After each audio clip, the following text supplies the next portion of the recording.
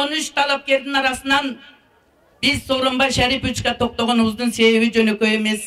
Өзүңүздөргө белгилүү 13 талапкер бардыгы өзүнчө өзгөчө жактары бар кыргыздын мыкты жигиттери.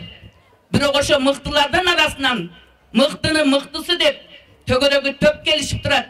Ирисине эт толуп, сүйрүсүнө сүт толуп, мамлекеттик кызматтын бардык тепкичтерин басып өтүп, бүгүнкү күндө элдин жүгүн көтөргөнгө өзүнүн дарамети, акыл эси, токтоолугу, жөнөкөйлүгү, карапайымдыгы элдин арасынан суурулуп чыгып, элдин жүрөгүндөгү көйгөй менен тең айланып, ошону жүрөгү менен сезип, акылы менен туюп, элдин ыйы менен, элдин күлкүсү менен бирге жашап, мамлекеттин тагдырын, элдин тагдырын чечкенге кудурети жетет деген ой менен, экинчиден негизгиси Кудайдан корккон адам катары, ыймандуу, ынсаптуу катары, суук колго колун салбаган, элдин акысыны жебеген, мамлекеттин казынасына колун салбаган, ушул мезгилге чейин бир артынан жаман сөз ээрчибеген таза адам экендигине ынанып туруп, биз ушундай бир чечимге келдик.